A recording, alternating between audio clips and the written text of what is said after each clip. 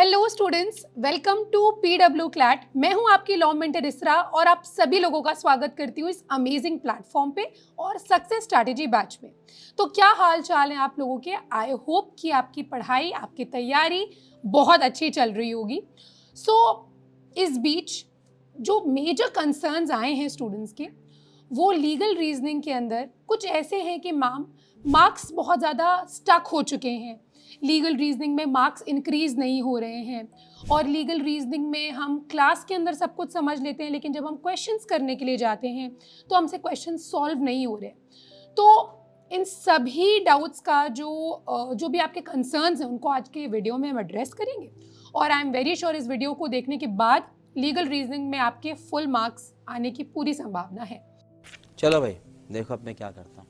Legal reasoning में सबसे important चीज़ ये होती है कि आप लीगल कॉन्सेप्ट्स को बहुत ही डिटेल में समझ लें। जब भी आपके सामने कोई क्वेश्चन आता है, मॉक का क्वेश्चन या सेक्शनल का क्वेश्चन जब भी आता है, अगर आपने वो टॉपिक बहुत ही डिटेल में समझा हुआ है, अच्छे से आपने पढ़ा हुआ है, तो बहुत सारे चांसेस ऐसे होते हैं कि आपके पांचों क्वेश्चन जो हैं वो सही हो जाए।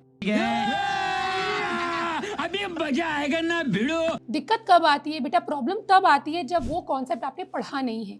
फॉर ऑल दोज टॉपिक्स जो आपने पढ़ा नहीं है या आउट ऑफ द बॉक्स आपसे माइनर लॉ कोई ऐसा पूछ लिया जो भी न्यूज़ में था, तो ऐसे में आपको पैसेज के ऊपर रिलाई करना है। सो डोंट पैनिक, एंग्जाइटी मत लो, पैनिक मत करो, काम डाउन होके just rely on the passage. आप पैसेज के ऊपर जब रिलाई करोगे तो आपको कहीं ना कहीं ये कॉन्फिडेंस आएगा कि यार जो कुछ भी पूछा गया है वो पैसेज से पूछा गया है। अदर देन दैट कोई ऐसा टॉपिक है, कोई ऐसा क्वेश्चन आपसे पूछा जा रहा है जो आपने ऑलरेडी तैयार करा हुआ है, जो आपने क्लास में हमसे पढ़ा हुआ है, तो उसमें आपको एक लेवरेज मिल जाता है कि क्वेश्चन को आप डीपली समझ पा रहे हो। आप समझ पा रहे हो कि हाँ, ये इससे रिलेटेड पूछा गया है, ये फंडामेंटल राइट आर्टिकल 19 का एक रिस्ट्रिक्शन पूछा गया है, कंटेम्प्ट ऑफ कोर्ट के ऊपर या पब्लिक ऑर्डर के ऊपर ये क्वेश्चन पूछा गया है। So then and there you will understand कि हाँ, ये कहाँ से पूछा गया है।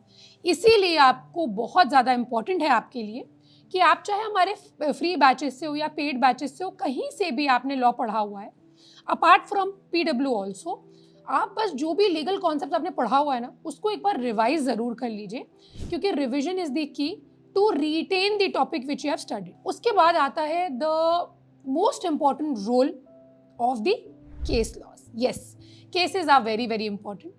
किसी भी पॉइंट ऑफ लॉ को सप्लीमेंट कैसे किया जाता है? केसेस के माध्यम से किया जाता है। अब केसेस दो कैटेगरीज में डिवाइडेड होते हैं। कुछ केसेस होते हैं जो स्टैटिक, यानी कि जो हम लैंडमार्क केसेस पढ़ते हैं, जैसे केशवानंद भारती केस, ये एक हिस्टोरिकल लैंडमार्क केस है। वहीं पे कुछ लैंडमार्क केसेस होते हैं जो करंट केसेस होते हैं, जैसे कि इलेक्टोरल बॉन्ड्स का जो केस है सुप्रीम कोर्ट का, ये एक लैंडमार्क केस है जो कि करेंटली पूछा जाएगा या पूछा जा सकता है। सिमिलरली सेम सेक्स मैरिज के ऊपर जो सुप्रीम कोर्ट ने कहा है। इन सभी लीगल डेवलपमेंट से आपको क्या रहना है? अवेयर रहना है। तो इसमें न्यूज़पेपर रीडिंग का भी एक बहुत इंपॉर्टेंट रोल है। अगर आप न्यूज़पेपर रीडिंग डेली कर रहे हो तो इन सभी फैक्ट से, इन सभी अपडेट से आप अवेयर रहते हो और ये कहीं ना कहीं आपको इस एग्जाम में बहुत हेल्प करने वाला है। स्टूडेंट्स का कंसर्न होता है कि मैम लीगल के अंदर हमें नोट मेकिंग करनी है या नहीं करनी है। आप लीगल में नोट मेकिंग कर सकते हो बेटा, लेकिन बहुत ही limited. You can use flow charts, आप माइंड मैप्स बना सकते हो। किसी भी पॉइंट ऑफ लॉ को, कोई भी सेक्शन अगर आपको बताया गया है क्रिमिनल लॉ के अंदर या फिर कॉन्स्टिट्यूशन के अंदर अगर कोई आर्टिकल बताया जा रहा है, तो आपका ये मेन प्राइम फोकस होना चाहिए कि आप एक फ्लो चार्ट बना के बस उसको एंड करो। डोंट राइट कि आप लिखते जा रहे हो, लिखते जा रहे हो, लिखते जा रहे हो। ये अननेसेसरी है और जब आप एग्ज़ाम देने जाओगे ना, शायद ये आपके लिए यूज़फुल भी ना हो, क्योंकि आपके पास इतना टाइम नहीं होगा बेटा कि आप इतने बड़े बड़े नोट्स को पढ़ो। आपके लिए ये है कि आप न्यूज़पेपर रीडिंग कर रहे हो, करंट अफेयर्स कर रहे हो, रिवाइज कर रहे हो टॉपिक्स को, तो आप फ्लो चार्ट्स को रिविजिट कर सकते हो। अदर देन दैट, जो कुछ भी आप नोट मेकिंग में कर रहे हो उसके अंदर अगर जैसे कोई करंट लीगल डेवलपमेंट है, वहीं पे ऐड कर लीजिए। बहुत सारे स्टूडेंट्स अलग नोटबुक बनाते हैं, हम भी कहते हैं कि आप लीगल डेवलपमेंट्स की अलग नोटबुक बनाइए, लेकिन जैसे अगर आपने आर्टिकल 21 पढ़ा है और आर्टिकल 21 पे कोई लैंडमार्क जजमेंट है, देन एंड देयर वहीं पे लिख लो। कि आपको हमेशा के लिए वो रिटेन रहेगा। और ये आपके नेशनल लॉ यूनिवर्सिटी जब आप जाओगे, जब आप लॉ स्कूल जाओगे, वहाँ पे भी बहुत बेनिफिशियल रहे। लीगल रीजनिंग में बेटा सबसे इंपॉर्टेंट रोल जो प्ले करेगा वो है आपकी प्रैक्टिस। जितनी ज़्यादा आप प्रैक्टिस करोगे, जितने ज़्यादा आप सेक्शनल्स लगाओगे, जितने ज़्यादा आप DPPs लगाओगे, जितने ज़्यादा आप क्वेश्चन सॉल्व करोगे, उतना ज़्यादा आपकी रैंक बढ़ने के चांसेस होंगे फाइनल एग्जाम में। और उसके अलावा भी क्वेश्चंस किस तरह से आप लगा रहे हो और क्या उस टाइम पे आपका माइंडसेट है। मतलब आपको ये है कि पूरे हफ्ते के बाद आप थके हुए हो, पढ़ के आप थक चुके हो, आई डोंट थिंक सो वो मॉक आप लगाओगे तो कुछ प्रोडक्टिव निकाल पाओगे। एक फ्रेश माइंड से, एक फ्रेश स्टार्ट लेके एकदम मॉर्निंग टाइम में आप बैठ के 2 घंटा मॉक लगाइए। फिर उसके बाद उतना ही समय 1-1.5 घंटा 2 घंटा दीजिए आप एनालाइज करने के लिए उस मॉक को। ये बहुत इंपॉर्टेंट है। मॉक देने से ज़्यादा इंपॉर्टेंट ये है कि आप उसको एनालाइज करो। लीगल रीजनिंग के पोर्शन को थरली एनालाइज करिए।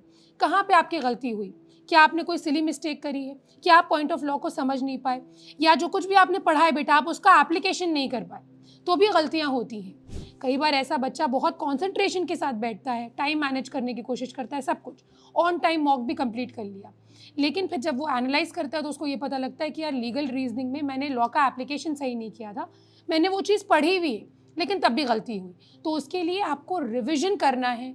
जैसे अगर हमारी वीडियोस आप देखते हो तो आपको उनको फिर से जाके 2x पे करके आप देख सकते हो और आपको वो फॉरन पॉइंट ऑफ लॉ क्लियर हो जाएगा। देखिए मेहनत तो करनी पड़ेगी तभी आपको वो फल मिलेगा, लेकिन अगर आप ये सोचो कि आप बिना मेहनत करे आप रैंक ले आओ, ये बहुत मुश्किल है बेटा। इट इज़ नॉट पॉसिबल, इस जन्म में तो पॉसिबल नहीं है। क्लैट एग्जाम में आपकी लीगल रीजनिंग जो पूछी जाएगी वो अराउंड 25 से लेकर के 30 मार्क्स तक की पूछी जा सकती है, 30+ मार्क्स की भी पूछी जा सकती है, यू नेवर नो।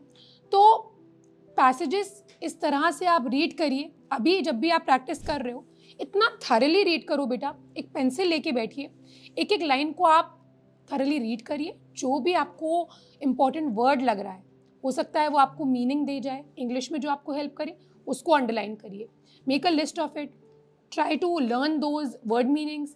लीगल में आप कैसे कॉम्प्रिहेंड कर रहे हो, यानी कि जो भी आप पढ़ रहे हो क्या आप कॉम्प्रिहेंड कर पा रहे हो, उसको समझ पा रहे हो, उसके ऊपर फोकस करिए।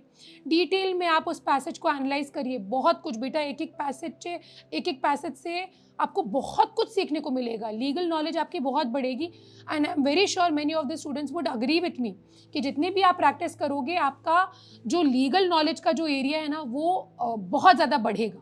That you will get exposure to different topics. इसीलिए हम आपको पुश करते हैं कि ज़्यादा से ज़्यादा प्रैक्टिस करिए, क्योंकि लीगल रीजनिंग हो चाहे क्लैट में कोई भी ऐसा सेक्शन हो, आपका जो नैया पार होगी वो प्रैक्टिस से ही होने वाली है। सो ज़्यादा से ज़्यादा प्रैक्टिस करिए। केस लॉज को इस तरह से पढ़िए कि आप, जैसे मुझे याद है मैंने अचीवर्स बैच में कंज्यूमर प्रोटेक्शन एक्ट पढ़ाया है और बच्चों को इस तरीके से मैंने पढ़ाया है कि एक एक केस के मैंने फैक्ट्स बताए हैं, कहाँ पे इश्यूज रेज किए गए थे, कोर्ट में क्या क्या इश्यूज रेज किए गए थे, कहाँ पे सुप्रीम कोर्ट ने एक डिफरेंट अप्रोच रखा फ्रॉम द हाई कोर्ट, कैसे ओवरटर्न किया हाई कोर्ट का जजमेंट या डिस्ट्रिक्ट कोर्ट का जजमेंट। तो इस तरह से आपको केसेस को पढ़ना है, केस एनालिसिस इस तरह से करना है। अगर आपको पैसेज में भी मिल रहा है वो केस तो उसको इस तरह से उसको आपको तोड़ना है, ब्रेक डाउन करना है कि वो आपको हेल्प करे इन फर्दर। अगर उसी टॉपिक से रिलेटेड फिर से क्वेश्चन पूछा जाता है तो वो आपको वहाँ पे हेल्प करेगा। सो केसेस को आपको ब्रेक डाउन करके तैयार करना है, क्या इश्यूज थे, क्या हेल्ड किया गया, और लैंडमार्क केसेस और करंट लीगल अपडेट्स से, मतलब इसका कोई सब्स्टिट्यूट नहीं है। करंट लीगल अपडेट्स मैं आपको यूट्यूब पे करवाती हूँ, जनवरी से जून तक की हो चुका है, जुलाई और अगस्त बहुत जल्दी होने वाला है। तो don't forget to complete the current legal updates, क्योंकि वो कहीं ना कहीं 5 पैसेज यू नेवर नो उसी से पूछ ले, स्टैटिक से कुछ पूछे ही ना जैसे लास्ट ईयर हुआ था। सो एक ऐसा अप्रोच, बैलेंस अप्रोच रखिए जो आपके लीगल रीजनिंग में हेल्प करे। And in the end I would like to say कि स्मार्ट वर्क आपको हेल्प करेगा रादर देन कि आप हार्ड वर्क करें। हार्ड वर्क भी हेल्प करेगा बट स्मार्ट वर्क वो स्ट्रैटेजी कि कितने कम टाइम में आप कितना ज़्यादा प्रोडक्टिव हो रहे हो और कितने ज़्यादा मार्क्स आप अचीव कर सकते हो by revision, by practicing, by analyzing your weak points, by applying the case laws, by understanding the concepts, and by the application all of this। इन सब का एप्लीकेशन करना है आपको अपने टेस्ट में और फाइनली क्लैट एग्जाम में। सो इसी नोट पे मैं आज का लेक्चर तो एंड करूँगी, इसी नोट पे मैं आज का सेशन तो एंड करूँगी, बट बहुत जल्द मिलेंगे हम एक और स्ट्रैटेजी वीडियो के साथ। अगर आपको कोई भी डाउट है बेटा लीगल रीजनिंग में, किसी भी सब्जेक्ट में, आप कमेंट सेक्शन में पूछ सकते हैं। आज का सेशन एंड करते हैं एंड आई होप कि आप एक बहुत ही अच्छी रैंक लेके आएँ। God bless you and all the best from my side.